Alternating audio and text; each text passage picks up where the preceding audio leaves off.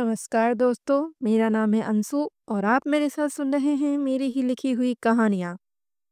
और आज मैं आप लोगों को सुनाने वाली हूँ इश्क का रंग सफ़ेद, भाग 99।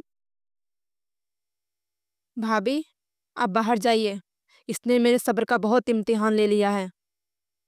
शरद अपने आंसुओं को पोंछता हुआ बोलता है। ईशानी से ज़्यादा दर्द उसे हो रहा था। अपने प्यार को थप्पड़ मारकर किसे अच्छा लगता है। भैया भैया आप शांत हो जाइए न, नीचे सब है। आप दोनों इस तरह से लड़ेंगे तो सब क्या कहेंगे।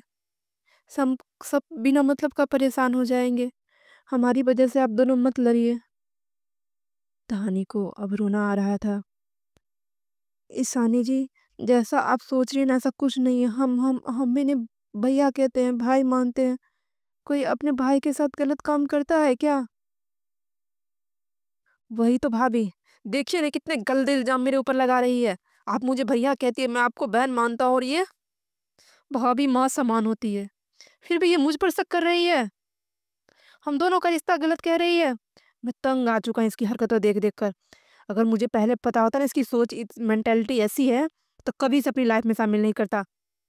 सच कहते हैं लोग, प्यार अंधा होता है, और मैं तो सबसे बड़ा अंधा और गधा निकला, जो मुझे इसके चेहरे के अलावा कुछ दिखाई ही नहीं दिया। भैया भैया शांत हो जाइए ना।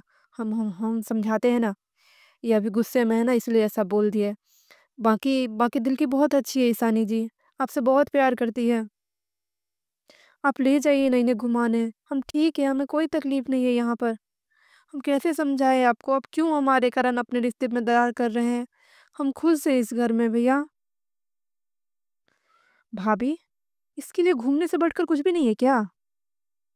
अब बताइए, क्या परिवार से बढ़कर मौज मस्ती हो जाती है? तो सॉरी टू से भाभी, लेकिन मेरे लिए मेरे परिवार से बढ़कर कोई मौज मस्ती नहीं है।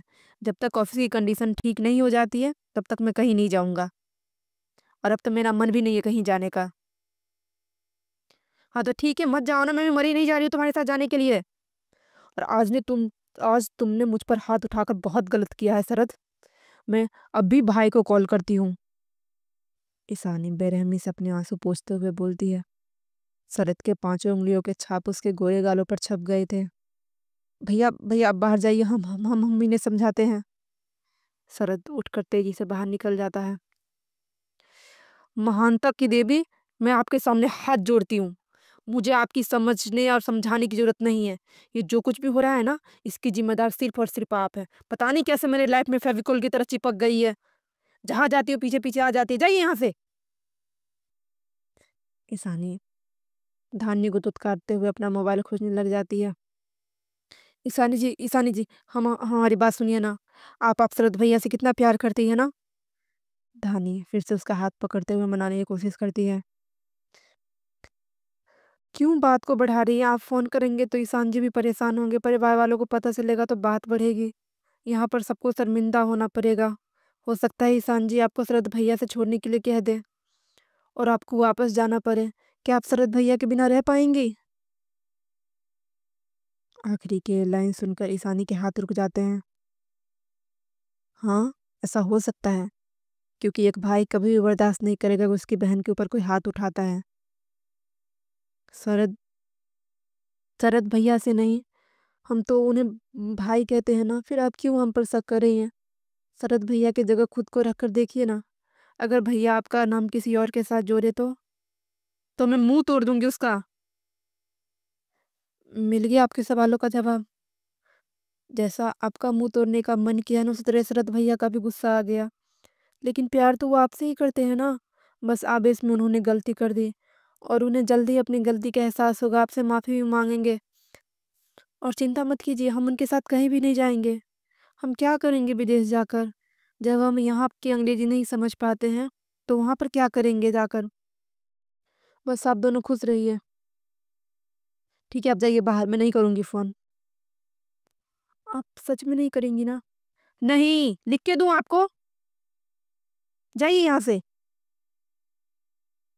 धानी उसे देखते हुए बाहर आ जाती है। ईशानी को बहुत गुस्सा आ रहा था। आज तक उसके ऊपर किसी ने हाथ नहीं उठाया था, बल्कि ऊंची आवाज में तक किसी ने उससे बात नहीं किया था। दोनों भाइयों की लाडली थी, और माँ बाप ने उसे बेटे से ज़्यादा प्यार करते थे। सागर उसे हथेली पर रखता था और सागर के जाने के बाद ईशान उसका नखरे उठाने लगा, लेकिन कभी किसी चीज़ तकलीफ नहीं होने दी। आज उसे बहुत तकलीफ पहुंची थी, बहुत रोना आ रहा था। एक मन हो रहा था ईशान को फ़ोन करके सब कुछ बता दे, लेकिन फिर ये घर परिवार सरद इन सब के बिना कैसे रहेगी। हाँ, अब वो सरद के बिना रहने का सोच भी नहीं सकती है।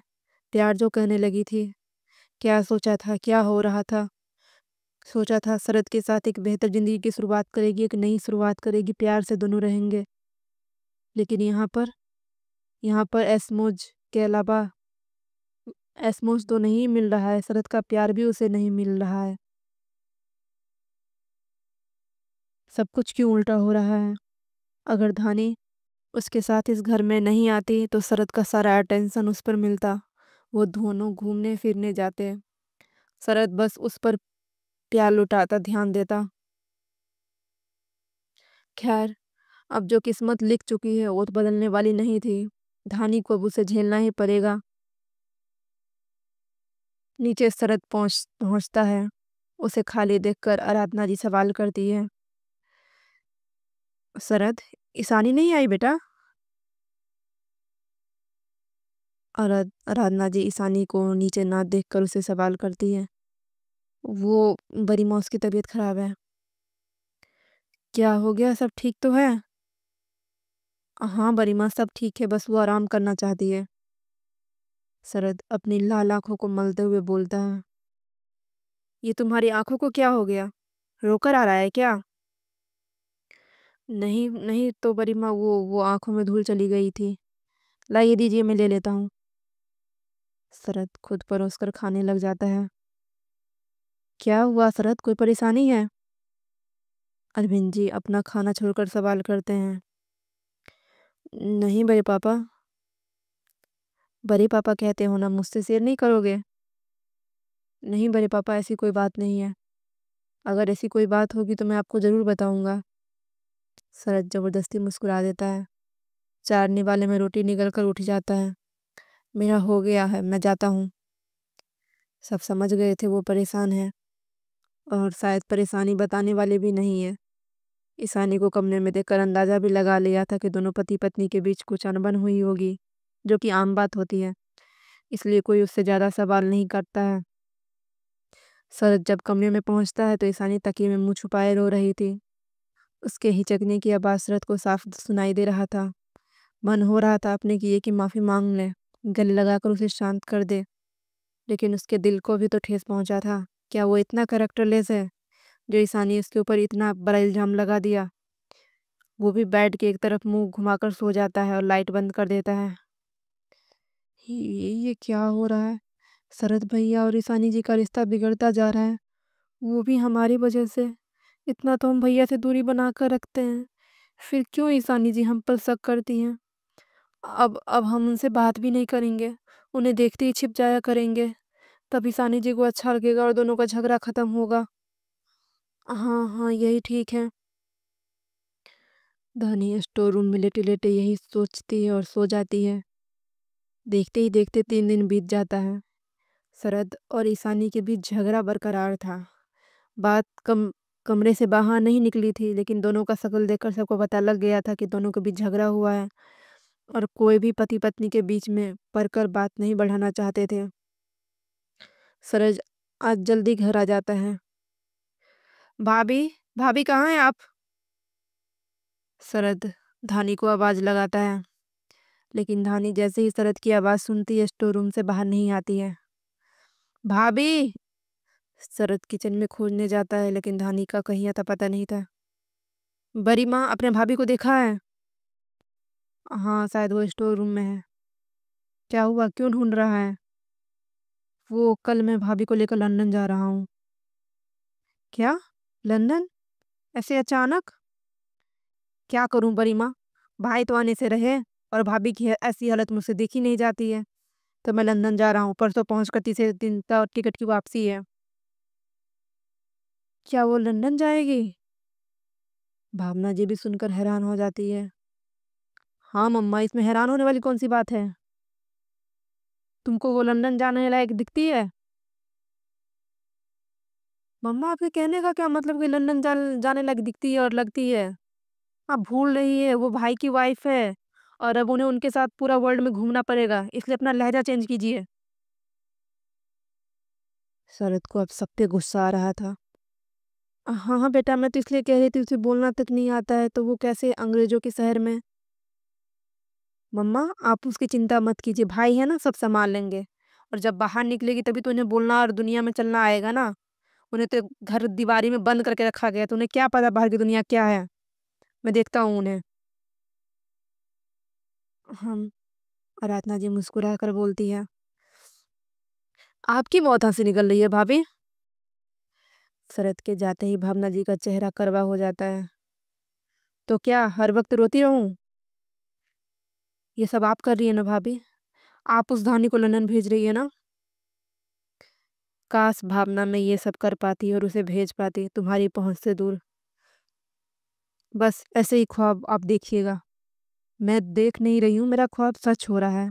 अब मेरा बेटा बहू खुशी से एक साथ लंदन में रहेंगे और तुम बस यहीं पर खरी खरी षड्यंत्र रचती रहो। जितना धानी को सताने के ऊपर ध्यान देती हो ना, उतना अगर अपने बेटे बहू के ऊपर ध्यान देती तो दोनों इस तरह से परेशान होकर घर में घूम नहीं रहे होते। आराधना जी उसे अच्छे से सुनाती है। भावना जी बस खाली नजरों से उसे देखती रह जाती है। भाभी आप? हाँ मैं आप। और आप ऐसे डरती क्यों है मुझसे? शरद धानी के पास पहुंचता हुआ बोलता है। नहीं वो हम नहीं हूँ, हम बाद में कर लीजिएगा। जल्दी से अपनी पैकिंग कर लीजिए। कल सुबह 8 बजे निकलना है। 10 बजे की फ्लाइट है हमारी। कहाँ? लंदन।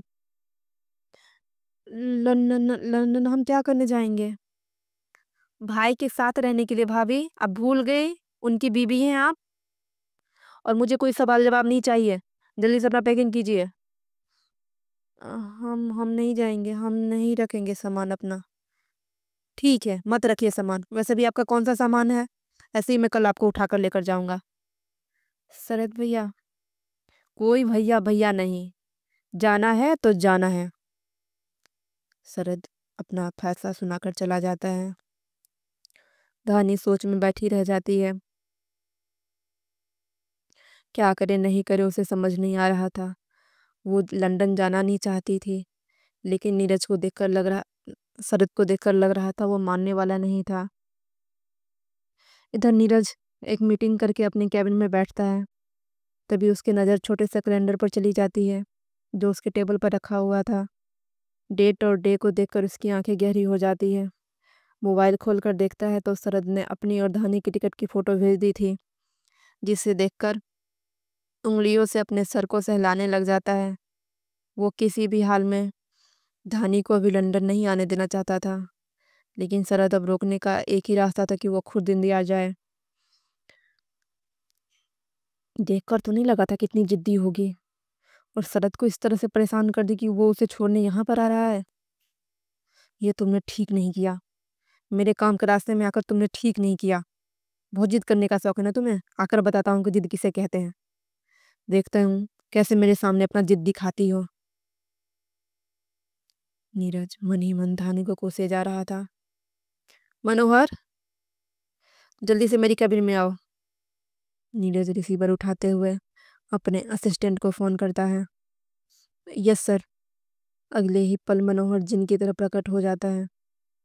मिस्टर स्मिथ के साथ मीटिंग फिक्स करो और रात की इंडिया की टिकट देखो।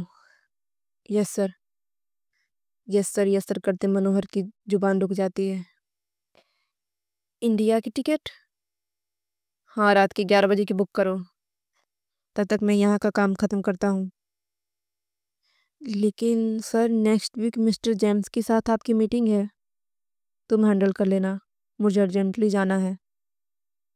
लेकिन सर मैं कैसे? मनोहर, आगे का काम तुम्हें ही संभालना है। मैं लंदन शिफ्ट होकर रहने वाला नहीं हूँ। मेरा मुंबई में भी काम है और दूसरों के भरोसे चल रहा है। दिल्ली का भी काम दूसरों के भरोसे चल रहा है। मैं अकेला कहाँ कहाँ रह सकता हूँ? इसलिए हाईएस्ट सैलरी तुम लोगों को हायर करता हूँ, ताकि अपने तरह काम संभाल सको। लेकिन सर मिस्टर जेम्स हमारे मोस्ट इम्पॉर्टेंट क्लाइंट हैं, उसके साथ आप खुद मीटिंग कर लीजिए। आप मीटिंग करेंगे तो उनके ऊपर ज़्यादा इम्प्रेशन पड़ेगा। आप समझ रहे हैं ना, आप इस प्रोजेक्ट के करता धरता है। नीरज तो खुद उसके साथ मीटिंग करना चाहता था, इसलिए 10 दिन का वक्त मांग रहा था।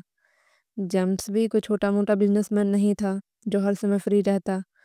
पिछले 2 महीने से नीरज कोशिश करते हुए अगले हफ्ते का डेट उससे मांगा था। अब उसे ऐसे अचानक अपने मैनेजर के ऊपर छोड़कर जाना पड़ रहा था। पता नहीं मीटिंग सक्सेसफुल होगी कि नहीं। कहानी पर उसे बहुत गुस्सा आ रहा था, लेकिन वो गुस्सा किसके ऊपर निकाले समझ नहीं आ रहा था। तुम मीटिंग करो, date is final, no more question. Sir, mister Smith के साथ आज शाम की मेरी मीटिंग फिक्स करो। Okay sir. नीरज ऑफिस से अपना सारा सामान समेटते हुए पहले होटल पहुंचता है, फिर वहां पर अपनी पैकिंग करता है। नीरज वहां से सीधे मिस्टर स्मिथ के साथ मीटिंग करने के लिए पहुंचता है। नीरज उन्हें अपनी जाने की बात बताता है, जिसे सुनकर मिस्टर स्मिथ भी हैरान हो जाते हैं। अरबों का प्रोजेक्ट नीरज ने वहां पर स्टार्ट किया था, अभी मार्केट में जमने में थोड़ा टाइम लगने वाला था। नीरज खुद यहाँ पर रहकर सब कुछ संभालना चाहता था। अगर धानी से शादी नहीं होती तो शायद 6 महीने भी रुक जाता, लेकिन अब वो शादी करके फंस चुका था, जिसे उसे बहुत पछतावा हो रहा था। लेकिन इस प्रॉब्लम की कोई सल्यूशन नहीं थी। ऐसे अचानक आपके जाने से प्रोजेक्ट पर असर पड़ेगा मिस्टर सक्सेना। माफ़ कर दीजिए मिस्टर स्मिथ, मेरी पत्नी इस वक्त ठीक नहीं है। Everything is okay. Yeah mister Smith, she is fine but little problem, you know ना, wife and problems. Yeah I am also married man, don't worry, I handle it, you move गयो। Thank you mister Smith, I expected you, thank you so much, I will see you soon. Yeah Max your next time come with your wife. Mister Smith मुस्कुराते हुए बोलते हैं, या definitely. Neeraj ऊपर से मुस्कुरा रहा था, लेकिन अंदर ही अंदर उसका खून जल रहा था। मिस्टर स्मिथ को बाय करके बाहर निकल जाता है और वहां से सीधे एयरपोर्ट जाता है। मनोहर ने उसका टिकट निकाल दिया था। रात के करीब 11:45 की उसकी फ़्लाइट थी। अगले 9-10 घंटे में वो अपने शहर पहुंच जाता। नेवी ब्लू कलर का शर्ट और ट्राउज़र, ब्लेजर, आंखों पर गॉगल्स लगाए वो इस वक्त पक्का बिजनेसमैन लग रहा था। अपने लैपटॉप पर काम करते हुए फ्लाइट के अनाउंसमेंट का इंतजार कर रहा था। मनोहर उसे सी ऑफ करके जा चुका था। इंडिया जाने वाला है, इस बारे में किसी को खबर नहीं थी। इधर सक्सेना मेंशन में सबका खाना पीना हो गया था। धानी ने सबके लिए दूध बना लिया था। पहले माजी माजी कहते हुए जुबान रुक जाती है। नीरज की बात उसके कानों में गूंजने लग जाती है। एक बात कान खोल कर सुन लो, खबरदार जिन दोनों से रिश्ता रखने की कोशिश की, मुझसे बुरा कोई नहीं होगा। इन दोनों से तुम्हारा कोई रिश्ता नहीं है। नीरज की चेतावनी धानी के कानों में गूंजने लग जाती है और धानी के कदम रुक जाते हैं। जो इस लाइन के पार जाने की जरूरत नहीं है। धानी घर में खिंची हुई रेखा को देखकर सोचती है, आज पापा जी की तबीयत खराब थी, अरविंद जी की तबीयत हल्की नासाज रहती थी। चिंता उन्हें अंदर ही अंदर खाए जा रही थी। पहले सिर्फ नीरज की थी, अब अतुल की भी चिंता सताए जा रही थी। बिजनेस की टेंशन अलग थी। आजकल वो हर समय उनके सर में दर्द लगा रहता था। धानी दूध का गिलास लेकर रेखा पार कर जाती है। कहाँ जा रही हो? भावना जी की गरजती हुई आवाज़ सुनकर वो सहम जाती है। वो हम उनको दूध देने जा रहे थे। किसको? वो पापा जी। ज्यादा सागा बनना है तुम्हें? मना करके गया ना नीरज, फिर क्यों इस रेखा को तरफ जा रही हो? कोई पापा पापा नहीं है। वो जाओ चुपचाप अंदर रखो, जिसे पीना होगा खुद बना लेंगे। मेरे लिए दूध में हॉर्लिक्स लेकर आओ। जी। धानी डरते हुए वापस किचन में चली जाती है। उसने भावना जी और गोविंद जी के लिए भी दूध बनाया था। दोनों गिलास ट्रे में रखकर भावना जी को पकड़ा देती है। जाओ चुपचाप सो जाओ, और अगर कल गई यहाँ से तुम बाहर शरद के साथ कहीं भी, तो तुम्हारी ननद को इस घर से बाहर का रास्ता दिखा दूंगी। भावना जी फिर उसे धमकाते हुए बोलती है। यही धमकी सुनकर वो सफ़ेद साड़ी अब तक पहन रही थी। नहीं नहीं, आप जो कहेंगे हम करेंगे, ईशानी जी के साथ कुछ मत कीजिएगा। हम कल नहीं जाएंगे। ठीक है, जाओ, अब सो जाओ। जी। रानी चुपचाप स्टोर रूम में चली जाती है। शरद की इतना जिद करने के बावजूद भी उसने अपना पहनना और खाना चेंज नहीं किया था, और ना ही कोई पैकिंग किया था, जिसके पीछे कारण था ईशानी। वो चुपचाप आसानी से शरद की बात मान लेती और जो वो कहता वो करती, लेकिन भावना जी ने यह डर उसके मन में भर दिया था कि अगर वो उसकी बात नहीं मानेगी तो ईशानी का घर बसा बसाया घर टूट जाएगा, और वो नहीं चाहती थी ईशानी का बसा बसाया घर टूटे। इधर भावना जी धानी को दुख देखकर, आराधना जी को दुखी देखकर खुश होती थी, इसलिए वो चाहकर भी आराधना जी की बातों को नहीं कर पाती थी। उस दिन अरविंद जी को इसलिए उस खाना दे पाई थी क्योंकि भावना जी को उसने कमरे में जाते हुए देख लिया था, और वो उनके सोने का समय होता है ये बात धानी को पता था, और भावना भी बाहर निकल नहीं पाएगी, इसलिए वो आराम से अरविंद जी को खाना खिलाती थी। अब बेबस होकर हाथ में पकड़े हुए दूध को देख रही थी, तभी शरद नीचे उतरता है। शरद भैया। हाँ भाभी। भैया ये दूध हमने मम्मी जी और पापा जी के लिए बनाया है, आप उन्हें दे आइए ना। भाभी आप भी तो दे आ सकती है। पता नहीं भाई को क्या गलतफहमी हुई है, लेकिन बड़ी माँ बड़े पापा बहुत अच्छे हैं, आपसे बहुत प्यार करते हैं, नीरज भाई से भी बहुत प्यार करते हैं। आप क्यों इस लकीर को इतना सीरियसली ले रही हैं? बस ये समझ लीजिए, जब तक भाई घर में नहीं है इस घर में ये लकीर नहीं है। बस उनके सामने दिखाने के लिए उस तरफ मत जाइएगा। भी जाइए, आप दे आइए। नहीं नहीं भैया, हम नहीं दे सकते हैं, आप ही दे आइए ना, कृपया करके हमारा काम कर दीजिए। दीजिए, लाइए। शरद उनके हाथों से ट्रे ले लेता है, अरविंद जी के कमरे की तरफ चला जाता है।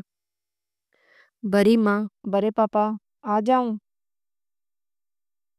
शरद दरवाजा खटखटाते हुए पूछता है। हाँ बेटा, पूछने वाली कौन सी बात है, आ जा। आराधना जी अरविंद जी के सिरहाने बैठकर उनका सर दबा रही थी। ये लीजिए, आप दोनों के लिए दूध। तू कब से दूध बनाने लगा? अरविंद जी मुस्कुराते हुए गिलास उठा लेते हैं। ये मैंने नहीं, आपकी बहू बनाई है। अरविंद जी दूध पीते हुए रुक जाते हैं।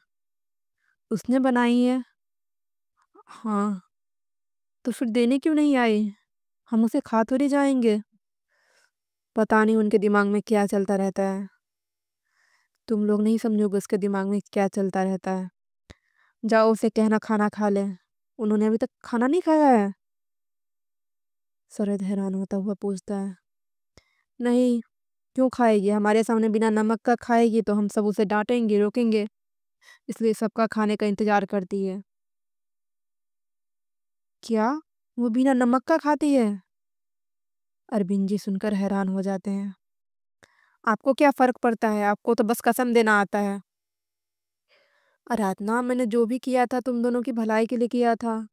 तुम दोनों का मेल जोल बढ़ते हुए देखकर नीरज उसके ऊपर गुस्सा करता, और मैं नहीं चाहता हूँ जो हम दोनों से वो सहे वो भी सहे। तुम समझ रही हो ना मैं क्या कहने की कोशिश कर रहा हूँ? लेकिन आप उसकी हालत नहीं देखते हैं। ठीक है, मैं कल धानी से बात करता हूँ। उसकी कोई ज़रूरत नहीं बड़े पापा, कल मैं भाभी को लेकर लंदन जा रहा हूँ, वहाँ अपना भाई संभालेंगे। शादी की है तो अपना जिम्मेदारी उठाए। हाँ, ये भी ठीक ही रहेगा, जिम्मेदारी उसकी है तो वही उठाए। तुम कहीं जा रहे हो? हाँ बड़े पापा, दोस्त का बर्थडे है तो उसी के पार्टी में बुलाया है, 2 घंटे में वापस आ जाऊंगा। बेटा ईशानी को भी ले जाओ, अच्छा लगेगा, वो अकेले कमरे में बोर हो जाएगी। आराधना जी ईशानी को ले जाने के लिए कहती है। ईशानी के नाम सुनकर शरद का चेहरा गंभीर हो जाता है। वो गरिमा सो चुकी है। आजकल कुछ ज़्यादा ही नहीं सो रही है वो, दोपहर शाम हर वक़्त सोती ही रहती है। जाओ उठाकर ले जाओ। नहीं गरिमा, उसके सर में दर्द हो रहा है, तो वो दवाई लेकर सोई हुई है। ठीक है, फिर जाओ जल्दी आ जाना। जी। शरद नीचे हॉल में आता है। भाभी मैं चलता हूँ, आप खाना खा लीजिएगा। हम खाना खा चुके हैं। ठीक है, मैं निकलता हूँ। शरद मेन गेट पर पहुंचकर दरवाज़ा खोलता है, लेकिन सामने वाले को देखकर वो बुरी तरह से हैरान हो जाता है। हर हर महादेव दोस्तों, आज का भाग यही खत्म होता है। कल नए भाग के साथ हाजिर होंगे। अगर बहुत सारा कमेंट आया तो आज शाम तक भी नया भाग आ सकता है, और सोचिए कौन आया होगा। चलिए, बाय।